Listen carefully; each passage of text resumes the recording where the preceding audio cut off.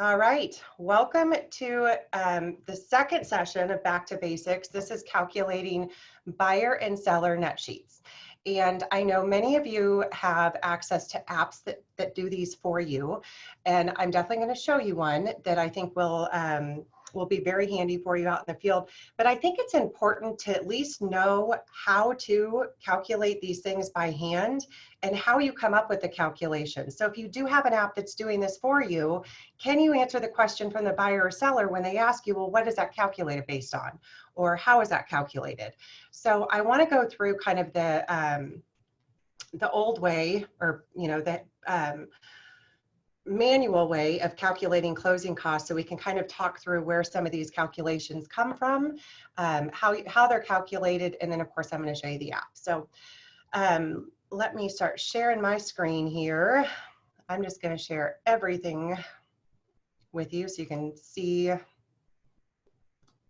my calculator that I've got pulled up right here. Can you see my dot loop here in the middle and then the calculator that I just pulled up? If you Yes. can, give me a thumbs up. Okay, great. If you all will do me a favor here as we're getting started, and just find that chat button bottom of your screen and just type in a hello, something that way I can kind of keep track of who all was here.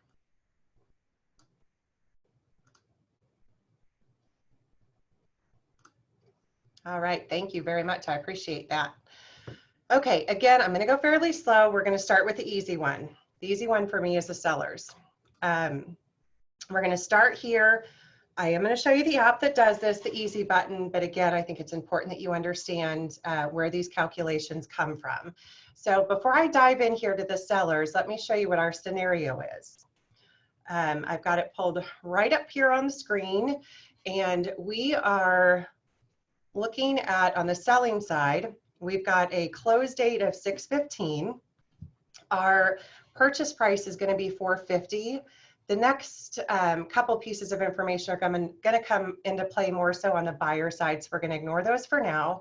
The total taxes on this property for the year for 2019 were calculated at $5,191.57, but that was based off an appraised value of $353,900. So that'll come into play here in a few minutes. And then our HOA dues are $550 a year, and our insurance, again, that'll come into play on the buyer side, is we're going to estimate that at $2,400. So let me pop back over here to our seller side.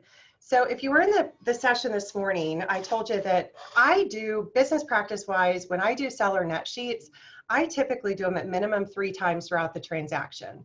I take one with me when I go on the listing presentation I either calculate it ahead of time, or I calculate it while I'm sitting there with them. That's what they want to know from us. They want to know at the end of the day, how much are they walking away with? And if I tell them, I think your list price is somewhere between $440 and $450, well, that's great, but how much money do they actually make? To be able to whip one of these out at a listing presentation to show them, here's a broker commission, here are the fees, we're going to pick a fictitious close date based on what you've told me. I try to get as accurate as I can, but they know that it's not 100% accurate because we don't know yet what a buyer's offer is going to be. We haven't necessarily nailed down list price. If I have a range for them, I use the 2 columns that you see here on the screen. You've got 2 different columns here. So I use both those columns to show them, okay, at $415, here's what it looks like. If you do the kitchen remodel and we list it at $450, here's what it looks like, your bottom line. And then the second time that I do the seller net sheet is when we're negotiating an offer. So when I present the offer to them, I update this net sheet and include that so they know what we're negotiating off of. Not just the purchase price or the seller paid closing costs, but they know exactly what that bottom line looks like if they took the offer as written. And then once we settle on a final offer and final terms, I update the sheet again and they're signing it. They're signing it at the beginning, and they're also signing it when we go under contract. So that's more business practice stuff. So let's get into how we fill out the seller's estimated proceed worksheet. We're going to pick our close date, which I had at June 15th. Price we put in here at $350. Another little tip for you, when you pick these from Dotloop from the templates, there's two versions in there. One you can pick that does calculations for you, easy button. The other one you can do them by hand. I don't know why you'd want to do these by hand. Let it calculate for you. Pick the one with calculation. So I've got to know what their mortgage is, what their payoff is. There's a couple ways that I can find this. I can ask them, which I recommend that you do in your pre-listing interview. Ask them what their approximate payoff is or what their approximate loan balance is. And if they have a second, you can also try to figure out this information by going into the realist tax records, into history, or you can go on RPR in history and you can kind of guess, you can see, you know, when they purchased the property, the last mortgage record, what type of loan it was. What you're not going to have is their interest rate, but you can kind of take a guess at what their loan balance might be. And I always try to overestimate versus underestimating. I would rather, you know, come in low on their bottom line than come in really high and give them some false expectation. So on this one, we're going to put that their loan amount is $265. And they did take out a second loan to do some updates. So I'm going to put that in. That's at $50,000. Again, I'm just going to work down this first column, and not every one of these is going to have blanks or going to have things filled out.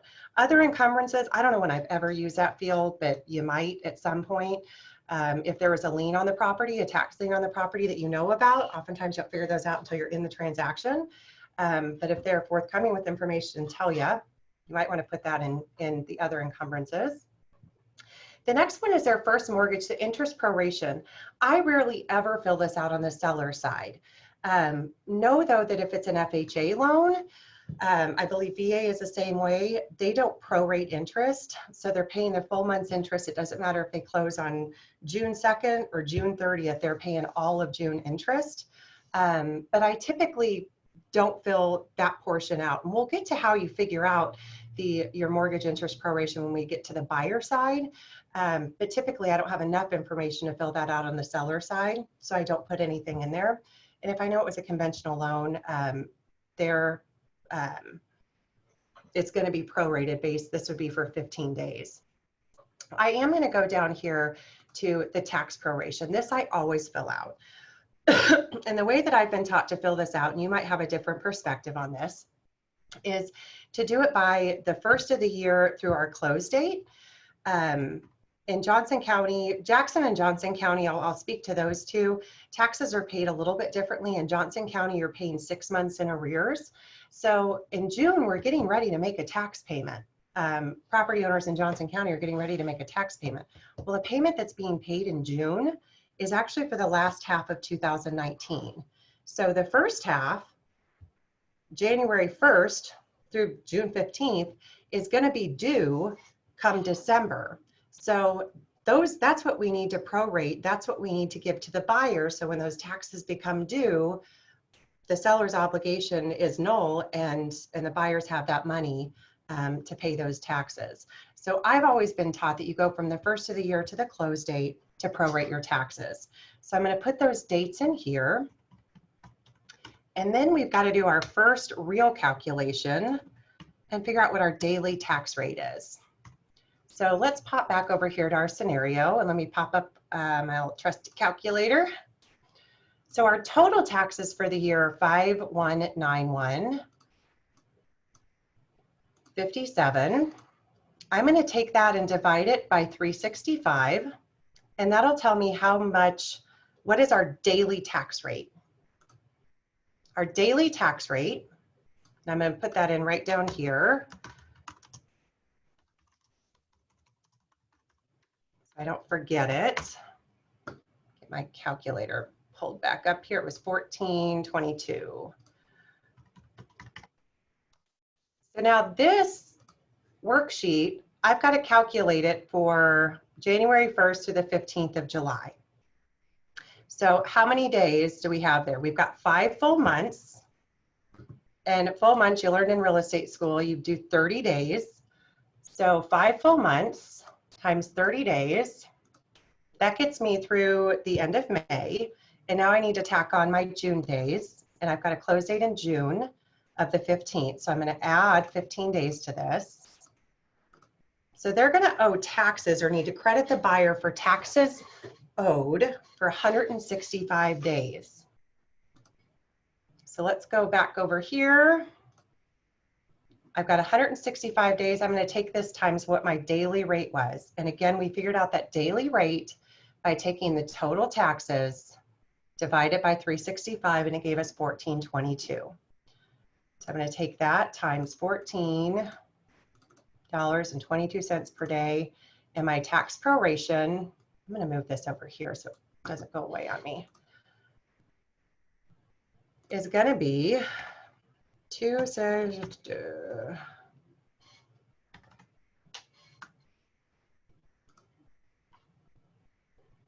that's the figure I'm putting in there. Any questions thus far on how to figure out tax proration? You can either put it in chat or unmute yourself. Either way is fine with me.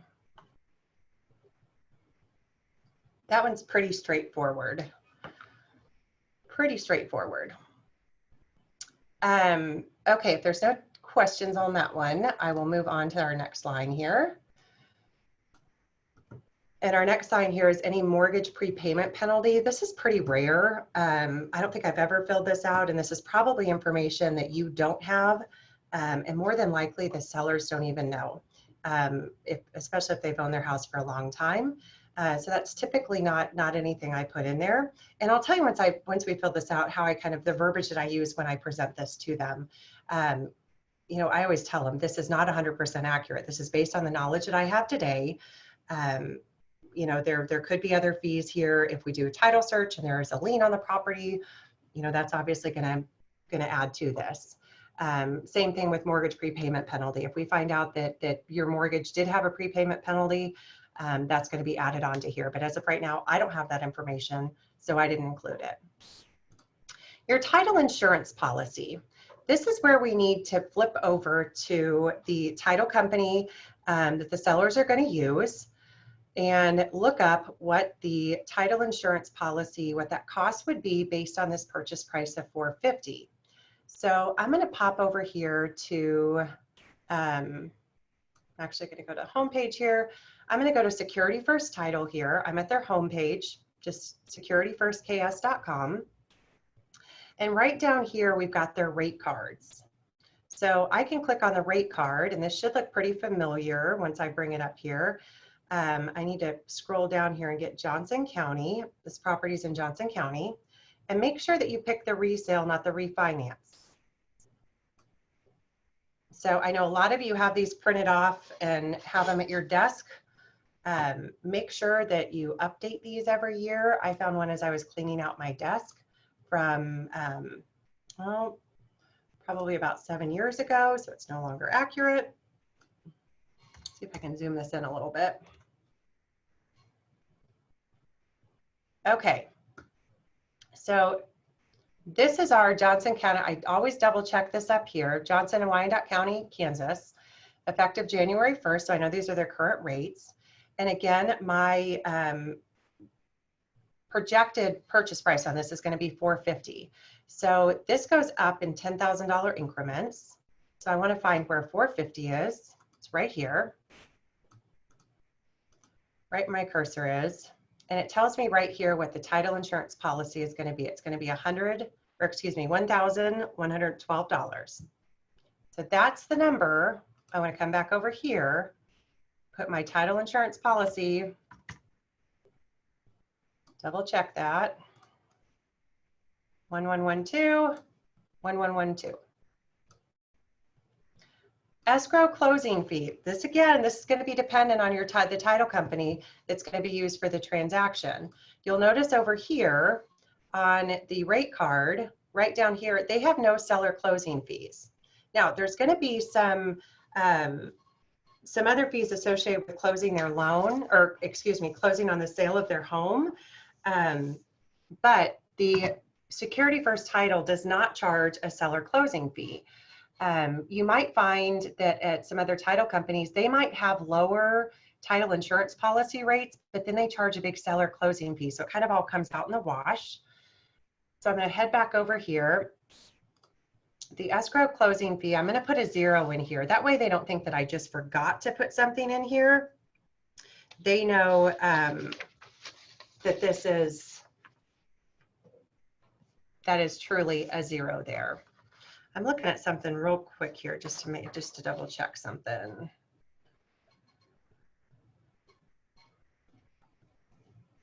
Okay. Unpaid assessments, if not assumed by the buyer, this would be like I'm getting ready to list a condo and they have a big parking garage assessment. And so when I did this net sheet for the seller, I put in here, if they were to pay that big garage assessment, this is where I put that right in here, unpaid assessments. If it's not being passed on to the buyer, you're not going to run into that a whole lot. Broker commission, right down here. And this is now actually, why this one came up as the old version, this is now broken out into 2 lines, into listing agent and into selling agent. For some reason, I must have gotten an old form in .loop, and this one just has it lumped together. So I'm going to figure out what my 6% would be that I'm charging on this one, on 450. We're going to fill that out. I typically don't charge a marketing fee. If you did, you would put that in here. Again, I'm going to put 0 in there. That'll be a talking point when I present this. And then fixed commission, that's the $265 that's charged, and I pass that along to my seller, so I put that in. And then Homes Association dues, this is a little tricky. On this form, we can't put negative numbers in here and have it calculate down below. Oh, I know why it's not doing that. I'm using the wrong dang form. I'm using seller's estimated proceeds with no calculation. Well, that's okay. Hold on just a second. Let me transfer this over to one with calcs. Should have paid attention to that when I brought it up. Okay. No, I really don't care about saving changes. Let me pull in one that has with calculation. That's how easy it is to get one that doesn't.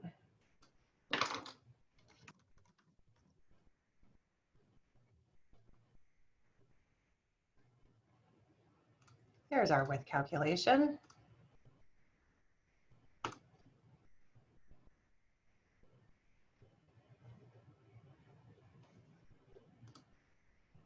All right, bear with me here. Put these documents back, or these figures back in.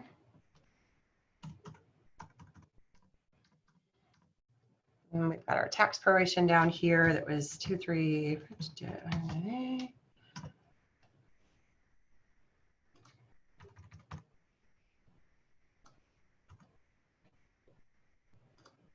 Now you see on this one, this is a new form. So we've got this split out. It's listing agent commission and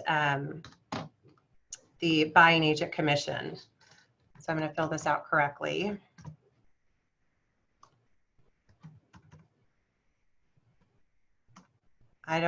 Fixed commission, 265, marketing fee, I don't do. So in this with Homes Association dues, those are going to be prorated at closing. Remember on our scenario that we had $550 a year in HOA dues. Those have already been prepaid for the year. So again, we've got to figure out what our daily is on that.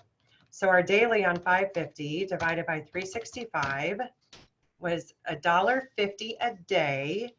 And we had 165 days. So I need to take that times 200 days, because that's 200 days that they should be reimbursed for. This is a credit back to them, so they should have a credit back of $301. On here though, last time I checked, it does not allow you to do, oh, it does. It allowed me to do a negative number. That's good. It used to not allow you to do that. Anybody need me to re-explain how I did Homes Association? This is a credit back to the seller in the scenario, and this is pretty typical when they have annual HOA dues. They've already paid them for the year, and the buyer needs to credit them back for basically for 6/16 through the end of the year, which in this scenario would be 200 days. Okay, I'm going to keep moving here. All right. Excuse me. Release a lien fees. Very rare that I don't think I've ever used that field. And then other, if you knew of something, again, if I was doing a scenario for somebody that I wanted to show them this column that had, okay, the cost of you doing your kitchen remodel, I could put that on here if I wanted to. And show one column where it's 0 and the next column where we up the price and then put in, you know, the estimated cost of that kitchen remodel. And some of these numbers are going to change. If you up the price, your title insurance policy number is going to change. Your commission is going to change. Your tax proration is not. That's going to be the same. But some of these numbers will change. So you can't just take your net off of one number and say, oh, let's take out $15,000 to a kitchen remodel. You really need to refigure everything based on what that new list price is going to be. Take that out to keep this clean. And then other potential costs. Typically, I explain this to the seller, but I normally don't put anything in here unless we know something is going to have to be done. Like if we know that a new roof is going to have to be put on because it's uninsurable and we have an estimate for that, then I might put in here under other roof, or I could put it under inspection related repairs. But oftentimes when you're doing this net sheet, you have no idea what these costs are going to be. And these just become talking points as you're explaining this to them. So typically I'm leaving all of these blank, and then I'm saying, you know, these are all potential additional expenses that you could incur after we go under contract based on the contract terms, and then B, any inspection related repairs. So just be prepared for that, you know, and we're going to take that right off of this bottom line. Any questions on that? Okay. That's all we're filling out on this. That's it. I told you that not every one of these lines is going to be filled in. And when I go and present this to them, I tell them why some of these lines aren't filled in. A, I don't have the information, or B, there is no fee associated with it. So right down here, their bottom line, it takes their purchase price, less all these things, and their bottom line, their walkaway would be $104,577. Daly says she always fills in something on potential inspection expenses. That's really kind of a business practice. You know, if that's your business practice, there's no reason that you can't do that. I usually do it in a conversation. I always tell them, prepare for about 1% of the purchase price to be, you know, be prepared for that to be your inspection related expenses. It's usually an overestimate. Again, I like overestimating on those things, and then they're pleasantly surprised when it's only, you know, $1,800. But I usually tell them that that's pretty normal, and that sets that expectation and starts preparing them in their head for what they're going to be dealing with on inspections. Amy says she puts it in too.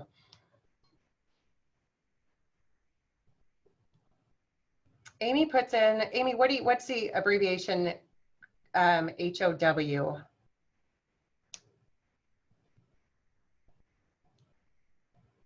Homeowner's warranty.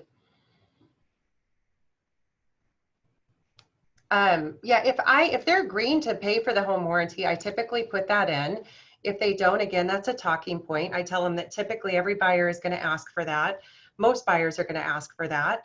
And I tell them what the approximate cost is. It's about $500. So, you know, they can start doing the math in their head. But as we're negotiating, when I get to that point and I've got an offer in front of me that includes a home warranty, you better believe I'm putting that in there. If it includes buyer paid closing costs, I'm putting that in here. So anything that we know at that point, as we go along through the transaction, this is a living, breathing document to me during a transaction. I'm updating this thing and I'm sending it to them. And that way, when they get that closing statement from Amy at Security First a couple days before closing, it's not a surprise. I've been updating this with anything that changes throughout the transaction.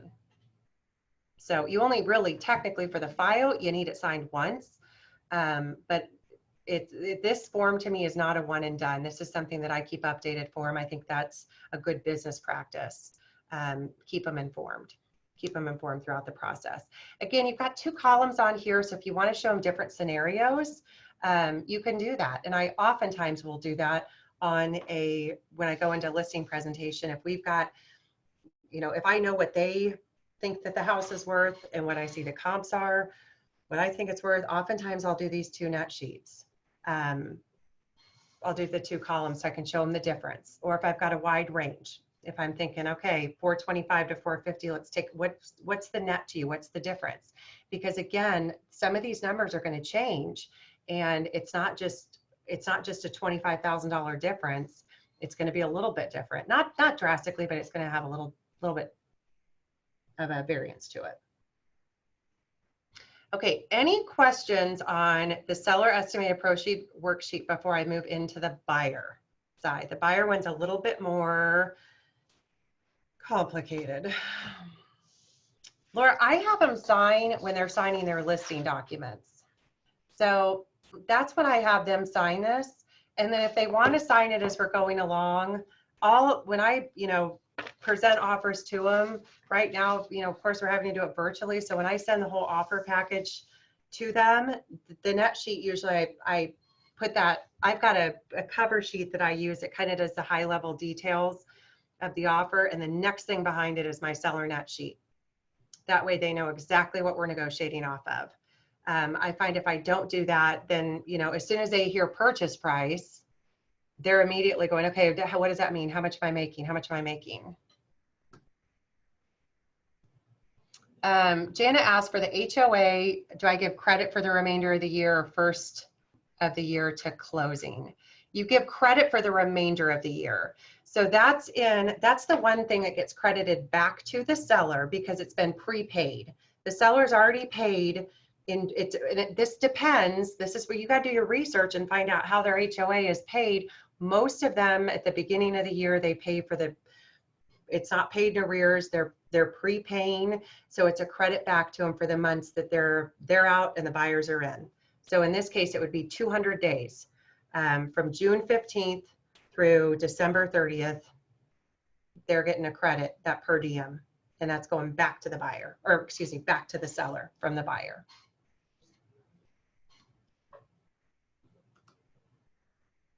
Okay. Any other questions? I don't see any more coming through in chat. So I am going to move over to the hard one. I got to be honest with you. I don't do the buyer one a whole lot. The seller one I'm doing, and I do it often. I could do that one, you know, that one I have no issues with. The buyer one gets a little bit more convoluted and complicated. And typically I'm leaning on the buyer's lender to do this because I don't necessarily have all these pieces of information. And usually I'm having to reach out to the lender anyways to get these pieces of information. So why not just ask them, hey, can you send me the cost estimate that you put together for, you know, the Smiths? When they send that, I can put that into the file. So I don't calculate the buyer's estimated expenses a lot, but I think it's important for us to roll through this and to understand at least the high level details of how these figures are calculated. You know, your buyers look at you as you're the resource, you're the quarterback of this whole thing, same as the sellers. And if they call you and say, okay, I'm looking at this cost estimate, I did what you told me to, and I called a couple different lenders. Now I've got these cost estimates. Can you help me compare these? You better know what you're looking at. So I think it's important to at least know how these figures are being calculated. Not that you have to do the calculations, but if you at least have some base knowledge on what these figures mean, how they change, what they're based off of, you can answer questions versus having to say, oh, I have no idea. I use my app and it does it for me. So let's roll into buyers. Again, stop me if you have questions. I am going to pull up I'm going to pop over our scenario so we can have it kind of right next to us here. Okay, can you all see my split screen there? We've got our net sheet here, my scenarios here, and then I got my calculator right here. Okay, hopefully you can see that.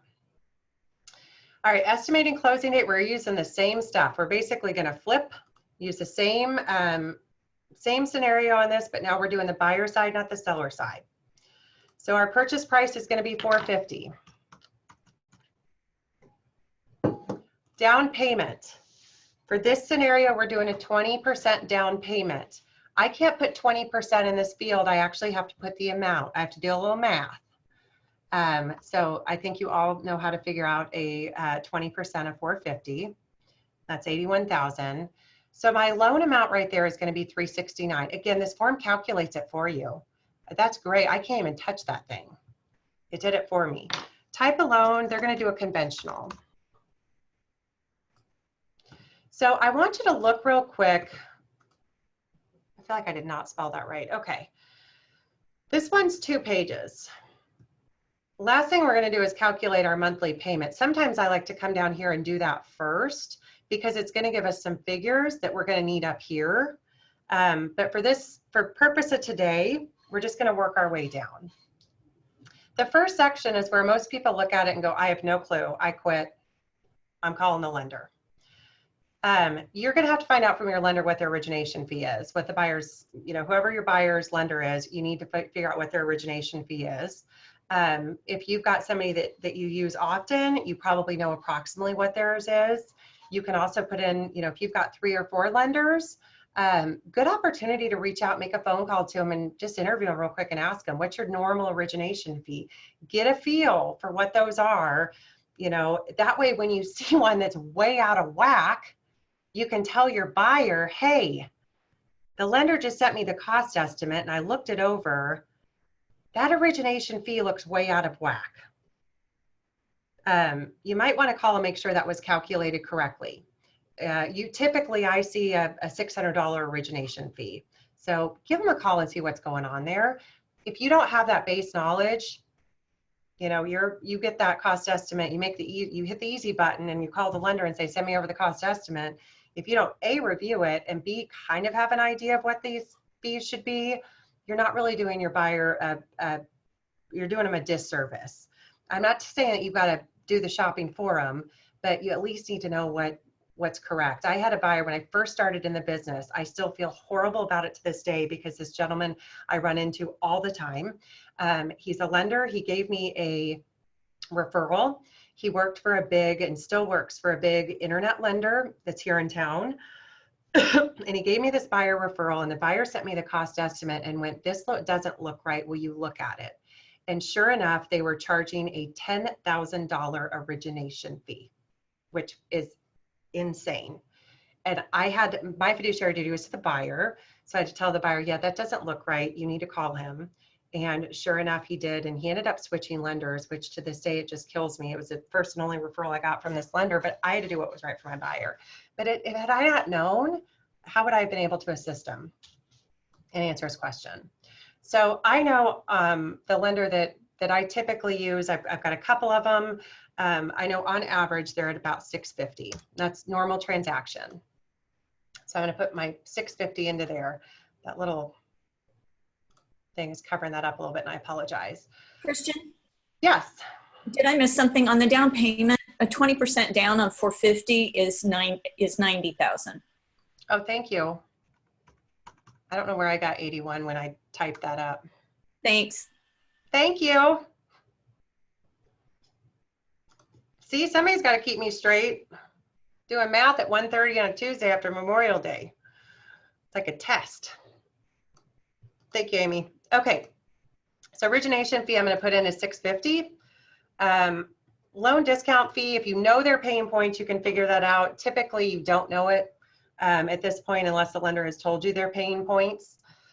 The points, I am not 100% sure how to figure those out, but I believe if you're paying 1%, it's 1% of the mortgage loan amount.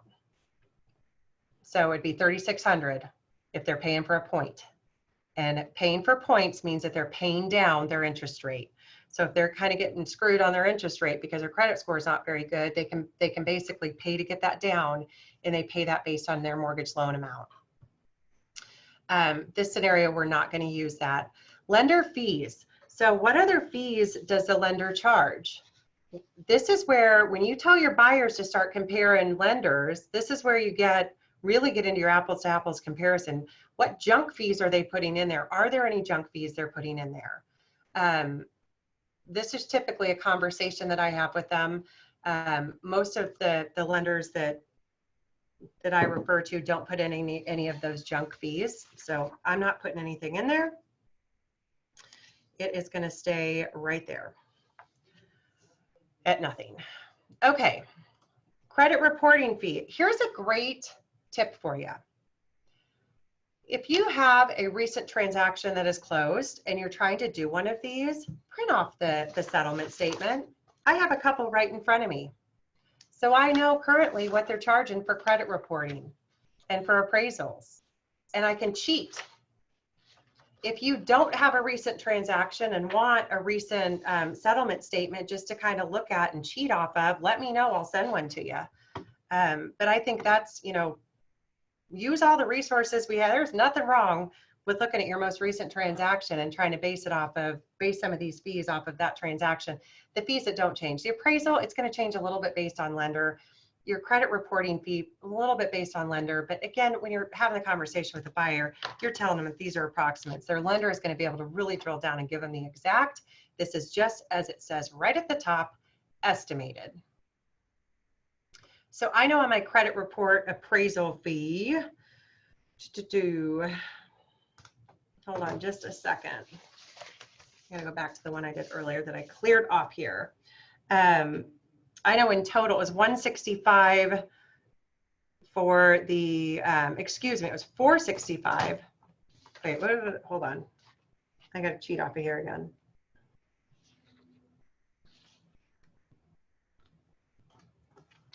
Dang, the appraisal fee on here was, oh, that's because I prepaid for it. $495 for the appraisal fee. Typically, they're about $450 to $550. And then the credit reporting fee was $125. So add those two together and you come up with $620. Your flood certification fee, typically that's around $12 to $15, somewhere in there. I'm gonna put $12 in. Your tax service fee. This goes typically to CoreLogic, and it's $90 to $100, somewhere in there. So I'm gonna put 95. Okay.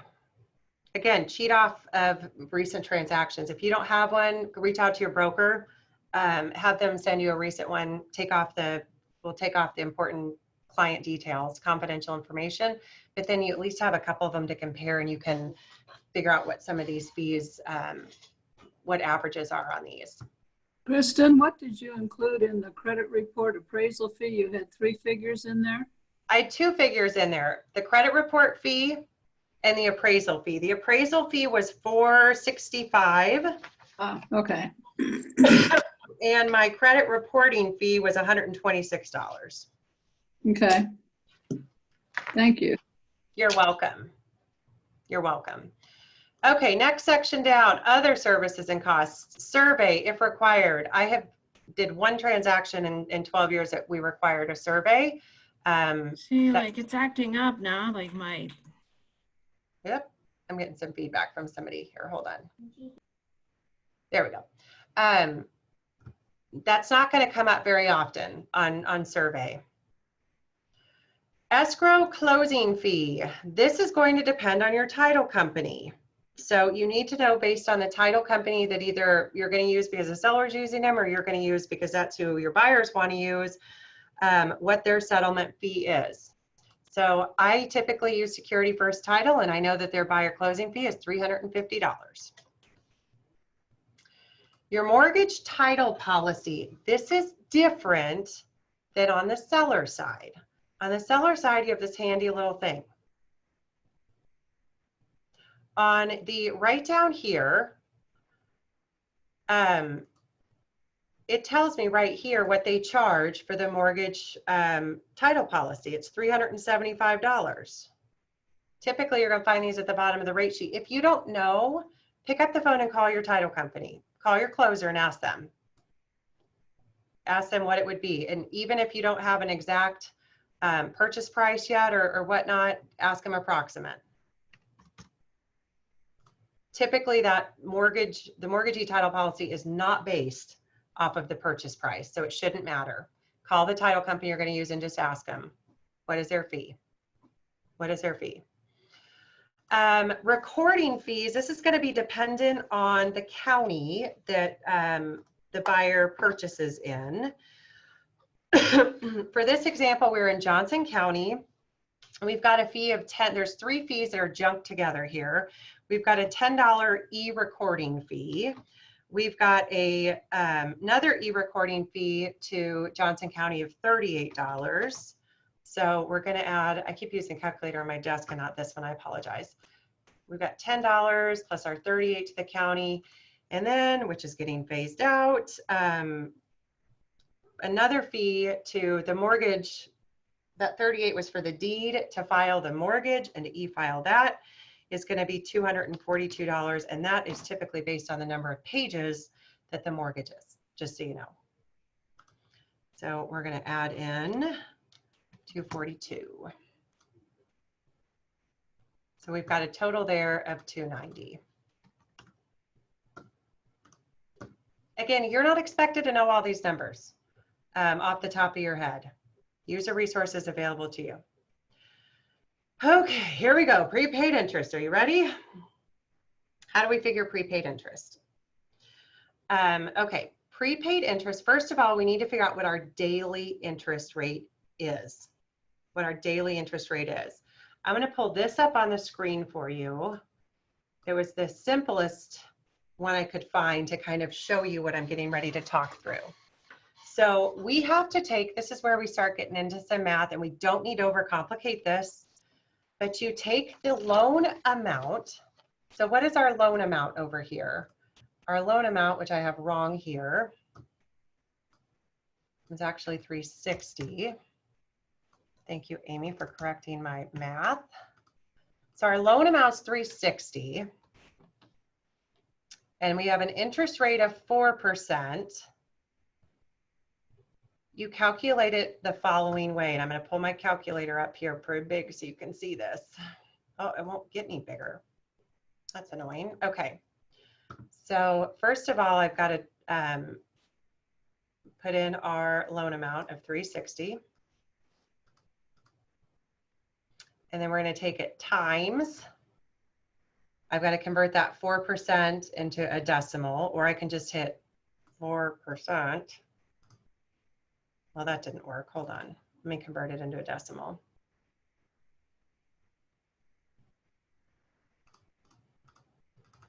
It's the first time I've used this calculator.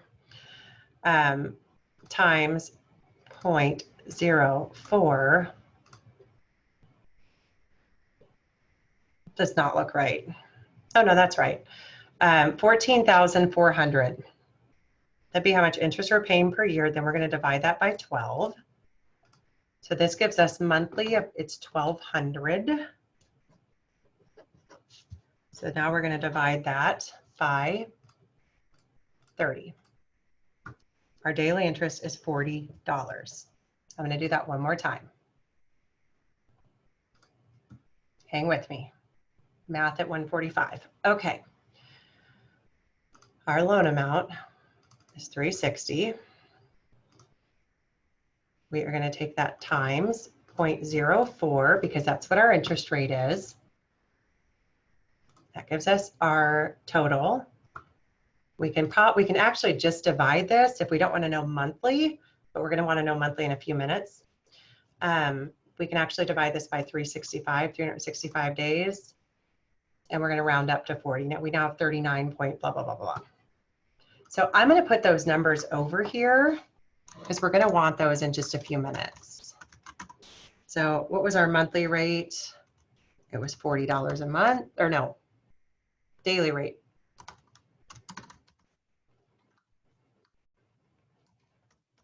$40. Our monthly, should have written it down.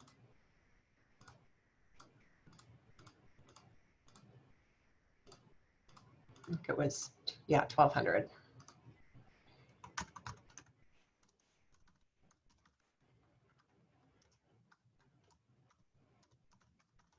Okay.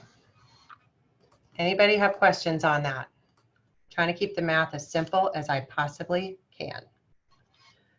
Randy, yes, I have seen 3% interest rates right now. I'm trying to make it not totally crazy here. This is being recorded, so who knows? Somebody could be watching this and going, oh my God, 4%. Now we're paying 8. Okay, so prepaid interest. Prepaid interest. We're going to figure prepaid interest. We've got to figure out how many days they're prepaying interest for. Their prepaid interest is going to be, if they're closing on 6/15, it's going to be for the rest of the month of June. So it's going to be the 15th through July 1st. So 15 days of prepaid interest. So let me get our scenario back up over here. So $40 a day for the rest of June, 15 days, it's going to be $600. We have just figured prepaid interest. It's not as bad as you think it is.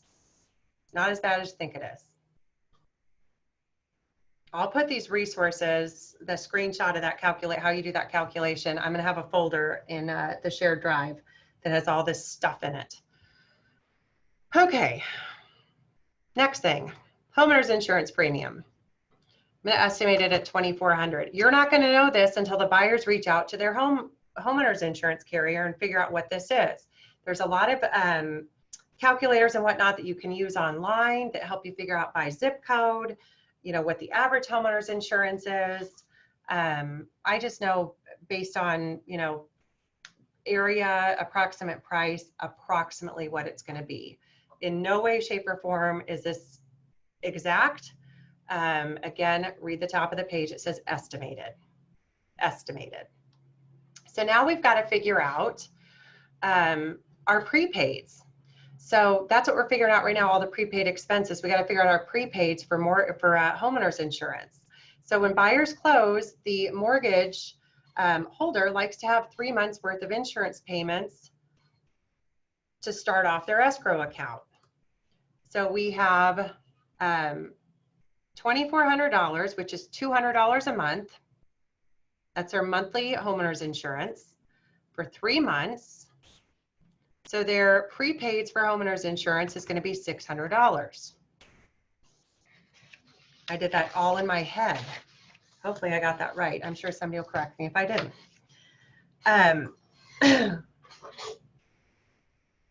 Okay, property taxes.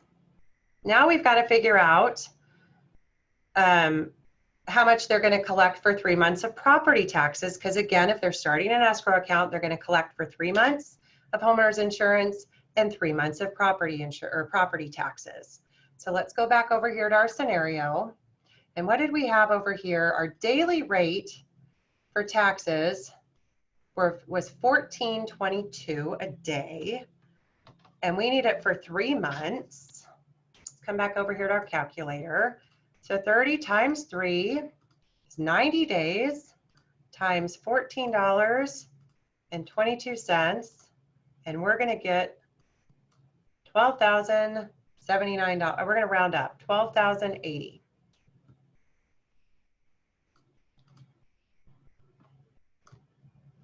Oh, 1,200, sorry, 1,280. Oh, where did my calculator just disappear to? Now I can't get rid of this. Where's my calculator? There it is. Okay. So what was that for month? And typically I write over there on the scenario. That's right, it's 426. That's our monthly tax rate, is 426 for 3 months. So we could have just taken 426 times 3 and we would have gotten the same thing. Same thing. Okay, we good? Any questions? Bear with me. I promise this will get better. Okay. Homes Association proration. So now we have to do the opposite of what we did for the sellers. They're not paying per, this says, and I'm under E, line 30, Homes Association prorations. If it's $550 for the year, how much is that per month? divided by 12. So it's, I'm going to round up, 46 per month. And we've got to do 6.5 months. I wish it said days here. So again, we have 200, so 46. Oh, hold on. 30. Our daily rate for that homes association dues, when we figured this for the seller, was $1.50 a day. 550 divided by 365 is $1.50 a day. I know it's not what it says on here. I like figuring out by day, not by month. So $1.50 per day, and we know that it is for 200 days. So it's 306. That's how much they are going, and that money, it's going to be charged to them at closing. That's what's going right to the seller to give them back their $306 for June 15th through the end of the year. Are we good on that? Making sense? Okay. HOA transfer fee. Where in the heck do you find this? Well, it's on the seller's disclosure, but most sellers have no clue that they have a transfer fee. The title company is going to figure this out when they get the deed restrictions and reach out to the HOA management company, and they're going to figure out if there is an HOA transfer fee. If there is an HOA transfer fee, typically the buyer is responsible for paying that. Make sure as you're filling this out for the buyer that you explain that to them, that oftentimes it might not be on the disclosure because sellers ever moved out of the neighborhood. They have no idea if there's a transfer fee or not. There's a management company that has one. So this could be one of those things that comes up as you're in transaction that is a surprise for the buyer. So make sure if you don't put anything in that figure or in that blank, that you're at least explaining that to them, that could be a fee that comes up down the road. The home warranty fee, you would put this in here if the buyer was paying for the home warranty fee, but our seller is paying for the home warranty fee. So we don't put in a minus 500. We just leave that blank. We leave that blank and we explain that to them. Broker commission, whatever you have on your buyer agency contract here, you know, if the buyer is also paying you commission, then you would fill that in here. Our fixed commission, I'm going to fill that in there at $265.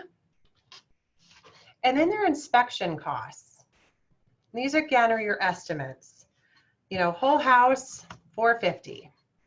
Wood destroying X, $100. And then in other, it gets a little dicey here because you don't want to steer them towards only, you know, pigeonhole them only into doing certain inspections.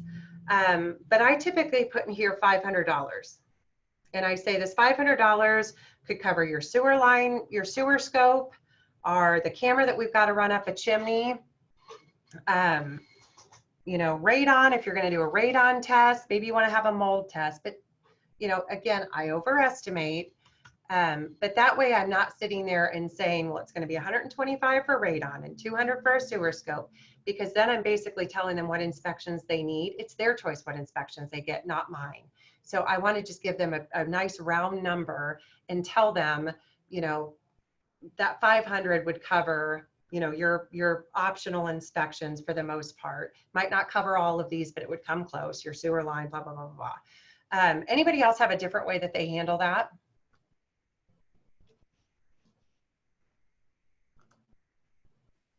I just break it out based upon the inspections that are available that they may want to choose from. You could do that. Yeah, you could do that as well. They don't give you a whole lot of lines there. They only give you 2. So that's why I just kind of do a lump sum.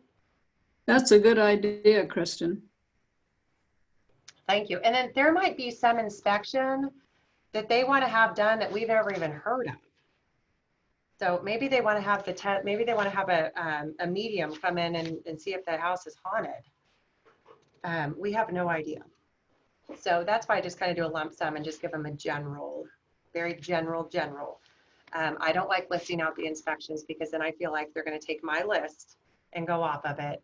And if something goes wrong, they're going to come back and say, yeah, that would be fun. They're going to come back and, well, you didn't suggest that inspection. So I try to keep it as general as possible during inspections. whenever I'm trying to price it out or give them recommendations. Okay, so this is now calculated for us. We're almost done, bear with me. Our total costs here on this side. So these are our closing costs, right? This is where we're at right now for closing costs. This is not our down payment. These are closing costs. Now, if they plan to ask the seller to pay for any of these, then you might put that figure in here. So down here at the bottom, this figure down here, it's not letting me click on it, this $98,893, that is taking the down payment up here of $90,000, our total closing costs of $8,893, adding those together, and this gives them a soup to nuts what they're going to owe at closing. Now, you need to explain to them that some of these costs are going to be paid prior to closing, like your inspections. Those are going to be due at the time of closing.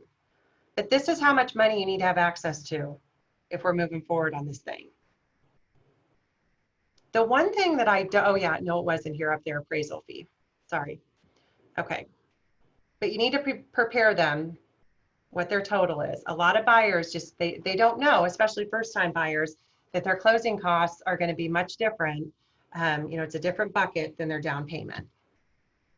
So now you can figure out their monthly payment. Yay, this is where I cheat. There is no reason for me to do the math on this and try to figure out what their monthly, the interest rate, their monthly principal and interest. I use this little thing called Google. And where did it go? I had it up. Oh, there it is right here. This little website called Google, and I Google mortgage calculator, and I get this nice little thing right here. I don't even have to click through their website. Right here, my mortgage amount. It's actually not $450. What was it? $360. My interest rate's 4%. It's a 30-year. Look at magic. It figured it out. Well, it'd help if I added the right zeros. Right there.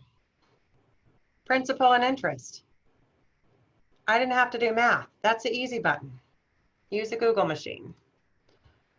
1719. Your monthly principal, and that's what we just figured. Right there, I'm going to put in, our interest rate, 4%, 30 years. There's our principal and interest. Taxes. Let's come back over here. Didn't we write this down here somewhere? Oh, we wrote our daily amount down. Did I forget to put monthly over here again? That's why I like keeping this. What was our monthly? $426. Just type that darn thing in here.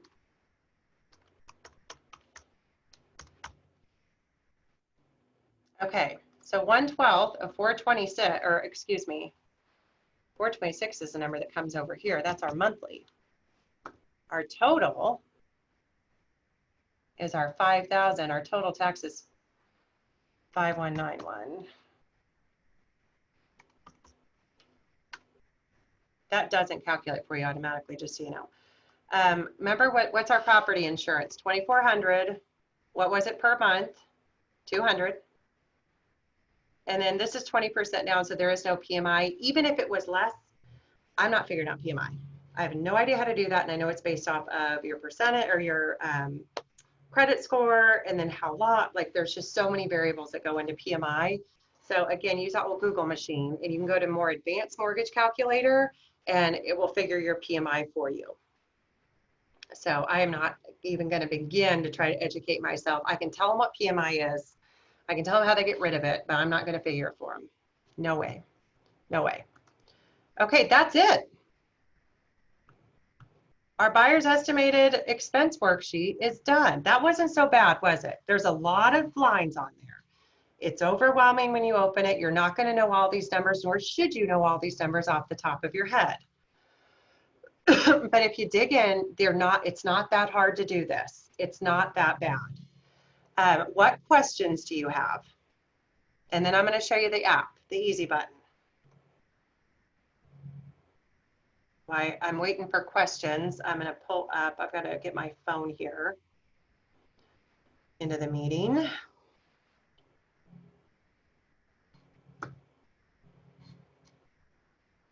Okay, I am going to show you, make sure I am muted.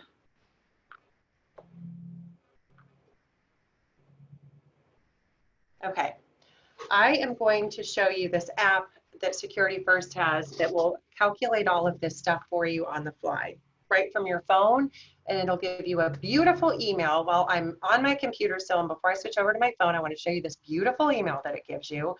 This is what it'll send you right from your phone by punching in a couple of numbers. Look, it calculated everything for me. Did I do okay? Principal, interest. This has it calculated at 1718. I think I used the same numbers when I did this. Oh yeah, there, 1719. I was a number off. I'm competitive and I love checking my numbers, especially when we get to the closing table. I pull out my net sheet and I check myself on how close I get. I love it. Everything's right here. Your loan information, the prepaids. Now this is showing 6 months of taxes. Mine was showing 3. You need to find out from the lender how much they collect. That's going to depend. That is dependent on your lender. How much they collect in prepaids. Most of them collect 3 months. Some of them are going to collect 6 months. Make sure you explain that to your buyer as they're shopping lenders, because if they just look at the bottom line, I got into this with a buyer a couple of years ago. They called 6 lenders. They had all these buyer estimated in front of them, and they're trying to compare apples to apples, and they're all over the board. And what made the biggest variable was how many months of prepaids they were collecting at closing. So some of their closing costs were outrageous. Some of them were really low, and it was all dependent on what the lender was collecting. Eventually, that's all going to be collected. But most of them do 3 months. Most of them do 3 months. But this is a nice little form here. Okay, I am going to flip over to my phone. I've got to go to participants and set myself up on my phone as the host, and then I'm going to show you this app. Make host. And some of you are probably better versed at this than I am. Oh, I need to do stop share. Okay. Some Christian, of you are probably, yeah, go ahead. How did you get that final sheet? I'm going to show you right now. Oh, okay. I'm going to show you on my phone. Hey, Christian, is that on their premium app or is it on their free one? It's on the free one.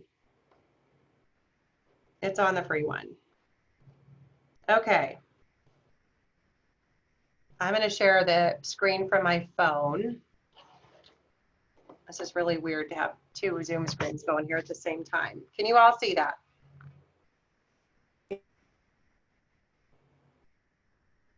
Okay. This is an app that's provided by Security First Title. Mary says in chat, I know a lot of you use this all the time. I'm old fashioned. I like calculating all this crap by hand. It's right down here you'll see bottom middle, Security First Agent. It is powered by an app called Palm Agent. And then Security First is the provider of all this information. So let me back out of here. I was in here just playing around with it to make sure I knew what I was doing.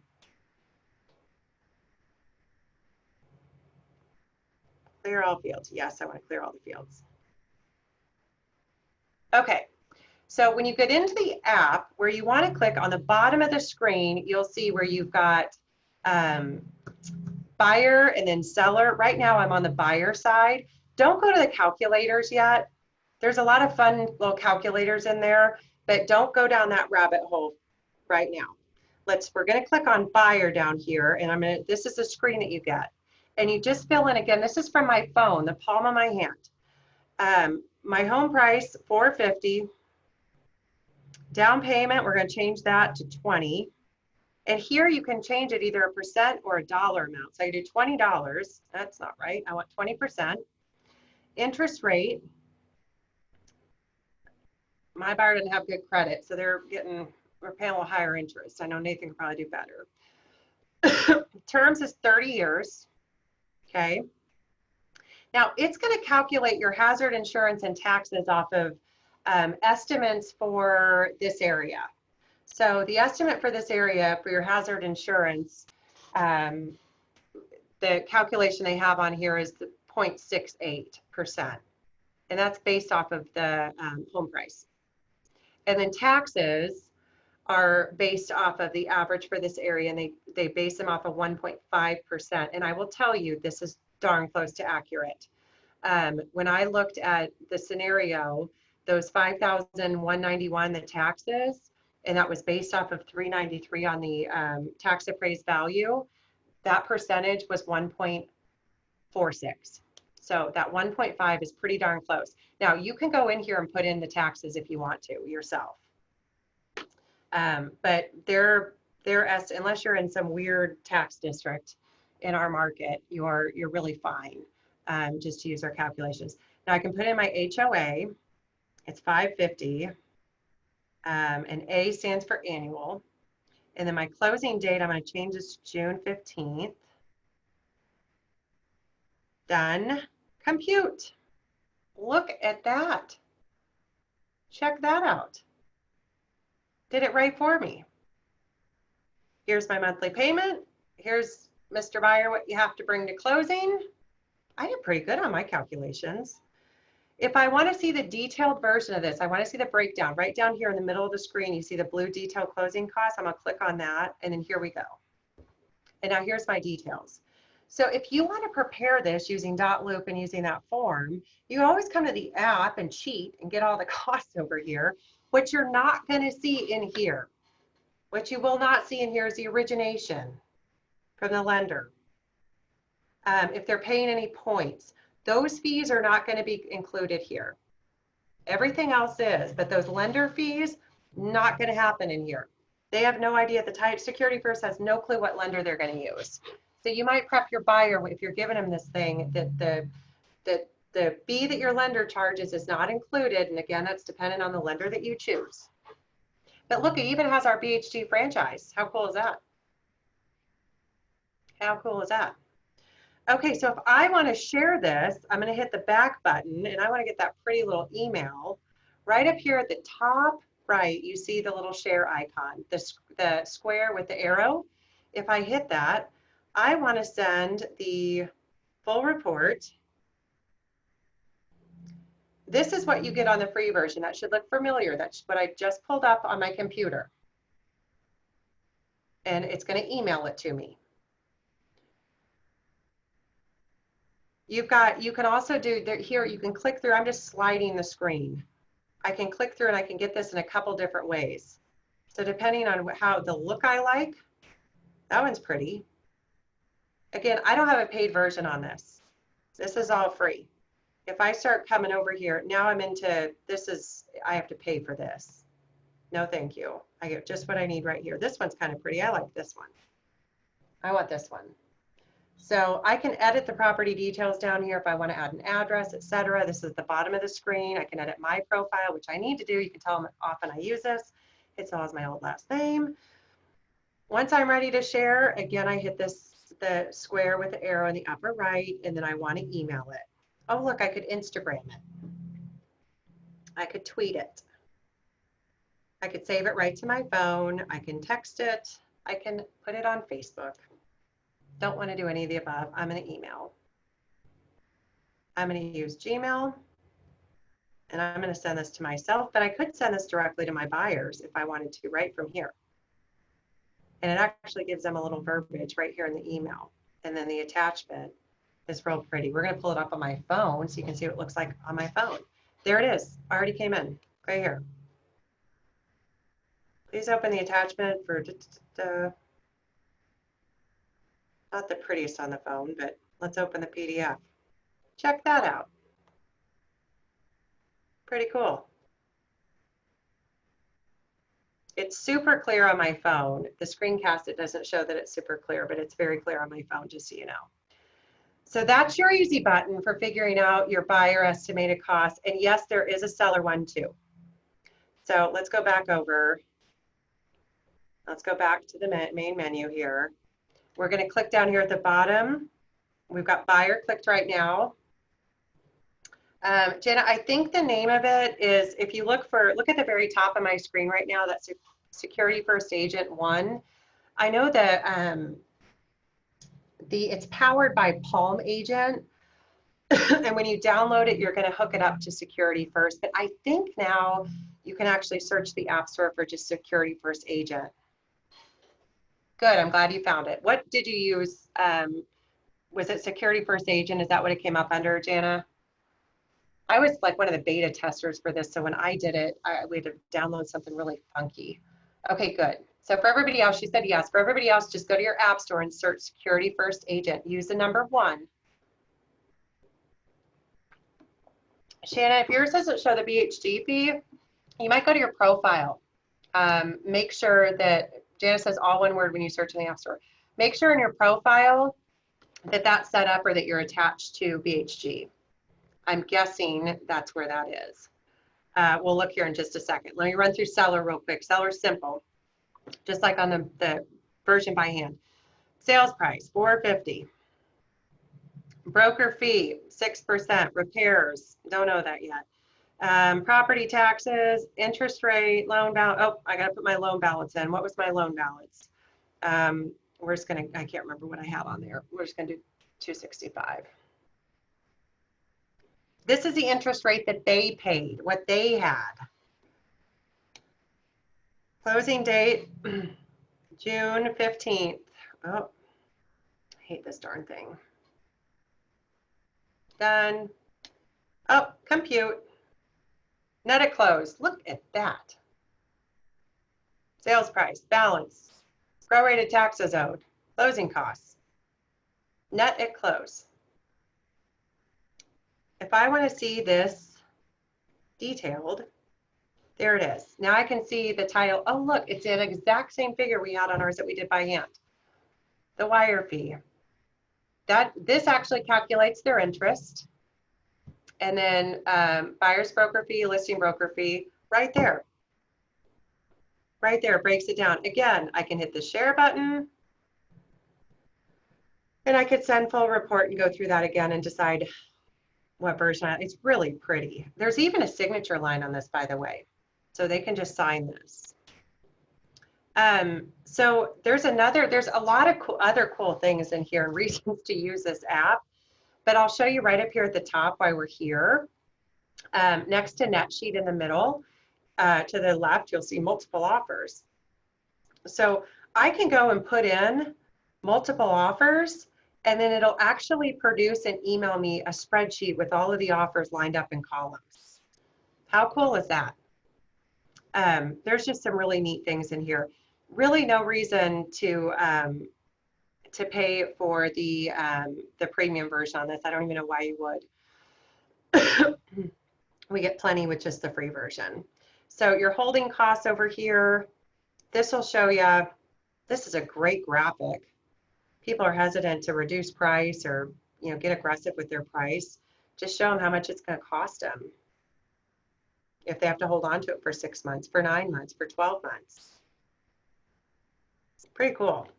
And then you got all sorts of calculators in here too. All sorts of stuff. All right. That covers what I want to. We went a lot longer than I thought we would. Let me take back the hosting duties. What questions do you have or any thoughts about what I covered? Any questions?